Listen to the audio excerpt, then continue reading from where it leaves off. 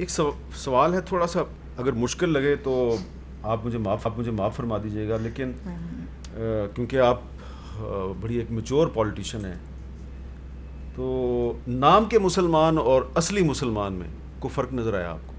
بالکل، تھوڑا سا اگر آپ بتا سکیں۔ میں پھر کسی کی دل آزاری نہیں کرنا چاہتی، میں جو چیز خود کر رہی ہوں میں اس کی بات کر سکتی ہوں۔ میں سمجھتی ہوں کہ یہ کچھ چیزیں فرض ہیں، کچھ حقوق ہیں، حقوق العباد بھی ہیں۔ ہم لوگ میجورٹی جو میں نے دیکھا اور سنا، ایک چیز جو مجھے سب سے زیادہ فیس کرنی پڑتی ہے آج بھی، وہ سوال آتا ہے کون سی مسلک کو جوائن کیا۔ کلمہ پڑھانے کے لیے یا اس وقت پہ تو بہت سارے لوگ موجود نہیں تھے، لیکن بعد میں جب میں نے جوائن کر لیا تو بہت ساری ڈفرینٹ جگہوں سے، I don't want to name again, phone آنا شروع ہے کہ آپ ہمیں جوائن کر لیں، یہ کر لیں، آپ اس پہ آئیں، ہم آپ کو اس طرح سے کر لیں گے۔ تو میں نے چونکہ اس چیز کا کوئی اشتہار نہیں لگانا تھا، نہ مجھے اس طرح سے کوئی فائدہ لینا تھا کسی سے، تو وہ دیٹ واز سم تھنگ بہت عجیب لگتا ہے۔ اور آج بھی جب مجھ سے کوئی سوال یہ کرتا ہے تو میں ایک جواب ضرور دیتی ہوں کہ اگر آپ سمجھتے ہیں کہ حضرت علی رضی اللہ عنہ اور ان چیزوں پہ آپ کو چلنے سے آپ کو لگتا ہے پہلے تشریح ہیں تو پھر ٹھیک ہے۔ اگر آپ سنت کے اوپر چلنے سے آپ کو لگتا ہے اہل سنت ہے تو ٹھیک ہے۔ So like because I have not read anything like this in قرآن پاک، میری ناقص العقل ہے، میں تو بھی بالکل طالب علم بھی نہیں، نومولود ہوں اس مسئلے میں، ٹاڈلر ہوں۔ لیکن جو فرق واضح مجھے نظر آیا وہ قول و فعل کا ایک، دوسری بات یہ کہ ہم فوراً جج کرتے ہیں۔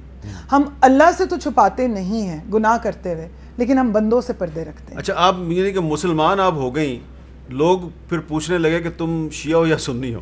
ایگزیکٹلی، اور کون سے فرقے نے شاید کو پیسے دیے ہوں گے تو اس طرف چلی گئی۔ So this is I am sorry but this is the reality. اور لیکن ایک چیز جو ہے دیکھیں، جیسے جو چیزیں آپ پہ فرض ہیں، ہم حق لینے کی بات تو کرتے ہیں، ہم اپنے حقوق کی بات بھی کرتے ہیں، لیکن حقوق سے پہلے میں فرض بھی دیکھتا ہوں۔ تو آپ کا جواب ان کو کیا ہوتا ہے؟ میں نے جو جواب دیا کہ میں نے، اور یہی جواب قائد اعظم محمد علی جناح بھی دیا کرتے تھے جب ان سے پوچھا جاتا تھا کہ تم شیعہ ہو یا سنی، تو قائد اعظم جواب دیتے تھے کہ میں وہی ہوں جو حضرت محمد صلی اللہ علیہ وآلہ وسلم، وہ مسلمان تھے، میں بھی صرف مسلمان۔ آپ مجھے کہیں اس قسم کی چیزیں قرآن میں نظر نہیں آتی، اور میں یہی میری ریکویسٹ بھی ہوگی کہ خدا را معاف کرنے کا حوصلہ پیدا کریں۔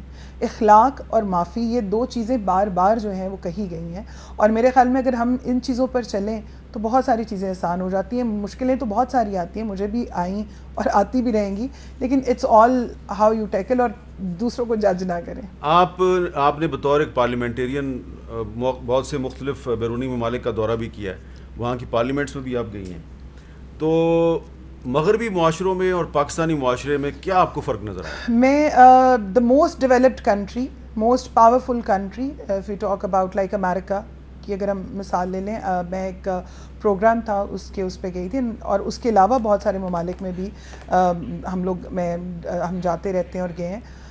پاکستان میں آج بھی معاشرے میں عورت کی بہت عزت ہے، اور مجھے فخر ہے۔ ایکول ویجز کی اگر ہم بات کریں تو پاکستان میں عورتوں کی ایکول ویجز ہیں، ماشاءاللہ۔ ہماری بچیاں جون سی ہیں وہ اگر کہیں پہ اچھی جاب کر رہی ہیں تو آئی ایم شیور ان کو اچھی سیلری ہے۔ ایون آپ کی جیو میں بھی اگر کوئی عورت اور اگر کوئی بچی یا بچہ کام کرے اور اگر وہ اچھی پوسٹ پہ ہے تو ڈیفینیٹلی اس کی ہو سکتا ہے ابو ہو، لیکن باہر ایسے نہیں ہے۔ آج بھی the women are fighting for this equality کے رائٹس کے اوپر بات کر رہی ہیں۔ آج بھی وہاں پر پارلیمنٹ کے اندر اتنی جو ہے نمائندگی خواتین کی نہیں ہے جو پاکستان میں موجود ہے۔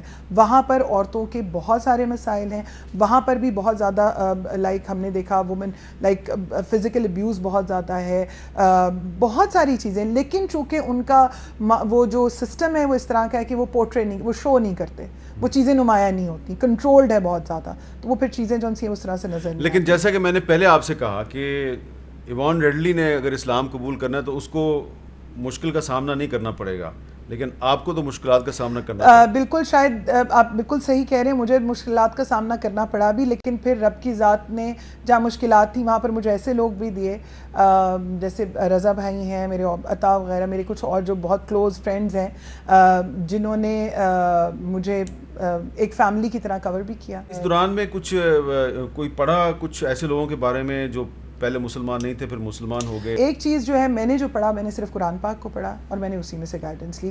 میں نے ایز سچ کسی کو بہت زیادہ ڈیپتھ میں جا کے میں نہیں پڑھا.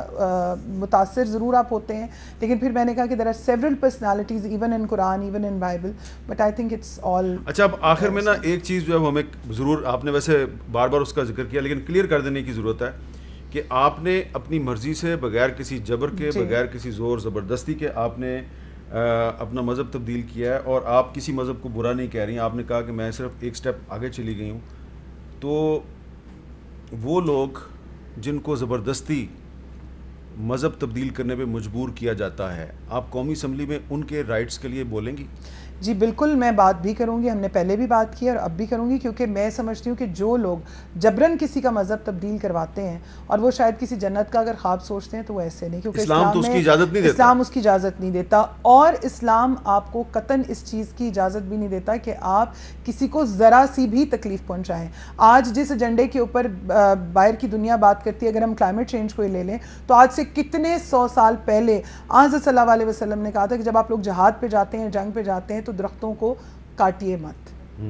ٹھیک ہے, یہ بڑی اہم بات ہے. ٹھیک ہے, لیکن ہم لوگ ہمیں آج ہم فوراً کاٹ لیتے ہیں, سوچتے نہیں. لیکن آپ سوچیں کہ انہوں نے اس وقت پہ کیا سوچا تھا. تو مطلب the ways are always there for you, لیکن unfortunately معذرت کے ساتھ میں پھر کہوں گی, مجھے پلیز خدا را میری مقصد کسی کی دل آزاری نہیں, this is my knowledge what I have learned, کہ ہم لوگ بعض اوقات اپنے سوچ کے مطابق شاید مذاہب کو بھی ڈھال لیتے ہیں. ہمیں جس طرف صحیح لگتا ہے ہم اس طرف چل پڑتے ہیں, لے کے پھر وہ چاہے جبر کا رستہ ہو, چاہے کسی پہ تشدد ہو یا کسی کو سختی کے ساتھ منانے کی بات کی گئی ہو.